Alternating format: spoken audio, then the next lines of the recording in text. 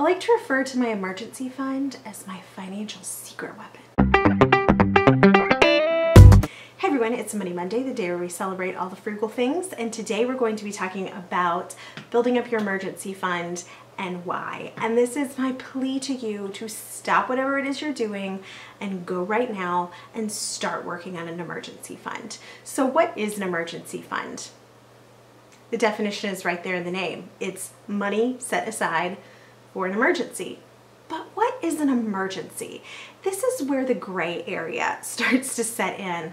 So maybe your car dies and you need to get it repaired so that you can go to work, or maybe you end up needing to buy a little beater to drive around town until you get back on your feet. Maybe you lose a job and you need that money to live off of for a little while. Or maybe there's a death in the family and you need to cover travel expenses to get to a funeral.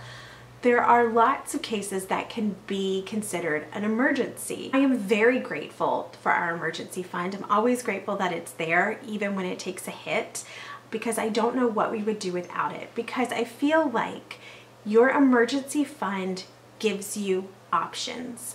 When you get desperate, that's when bad decisions really start to happen and start to pile up. And as I've said before, bad decisions don't just come one at a time. Bad decisions are like a horde of zombies that will eat you alive. They never come alone. They always travel in packs. I'm so passionate about it, I'm like hand talking. But having an emergency fund in place is that breath of oxygen that you need to boost you through the coming days and weeks. Now, if you're a follower of Dave Ramsey, he says to start with $1,000 or $500 if your income is under like $20,000 or something like that. So you start off with around $1,000, then you pay off your bills largest to smallest, and then you save up for a 3 to 6 month emergency fund. And that is great advice. I think $1,000 is a great place to start. I think that long-term $1,000 is not going to be enough. My personal opinion would maybe want to have $2,000 or $3,000. But the good news is you don't have to have your emergency fund in place overnight. Take small, actionable steps to maybe cut some things from your budget and see if you can start stocking up cash. But getting that emergency fund in place absolutely has to be your #1 priority. It's like an insurance policy. And yes, it hurts to spend that money, but you're going to be so glad that it's there. And I recently listened to a story on NPR that was absolutely heartbreaking, and it talked about how the majority of Americans, working Americans, do not have enough money to cover a $500 emergency, meaning that $500 would be financially catastrophic for them. Guys, that breaks my heart. I was folding laundry earlier today and watching old episodes of This Is Us because I'm trying to catch up. And I was thinking about how hard life was when we were in debt. And this was before we had children or anything, but how we would question, okay, what bill are we going to pay this month? What's going to be late? Who are we going to have to call for an extension? And that's not our life anymore. But I was always living in constant fear that there was going to be some sort of emergency and we were not going to be able to get through it. So let's talk about a few ways that you can build up your emergency fund quickly and to have notes. So obviously the first thing you're going to want to do when saving up for that emergency fund is stop spending money.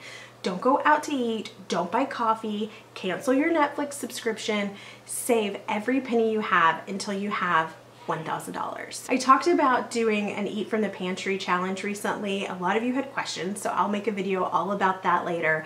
But what I mean by Eat from the Pantry, I don't mean just like beans and pasta in your pantry. I mean whatever you have in your refrigerator and in your freezer.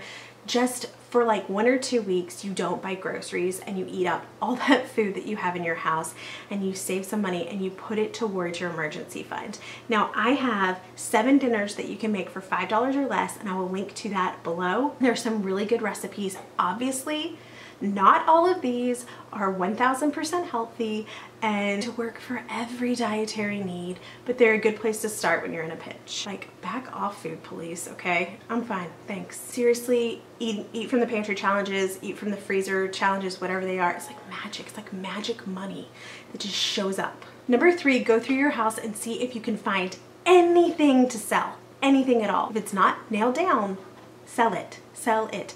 I made $440 in 1 week selling things off eBay and on Facebook Marketplace, And I'm actually going through my house again because I've got some goals that I'm trying to reach. And in fact, I got an alert from Macari earlier telling me I needed to ship an item. If you need to have a yard sale, have a yard sale.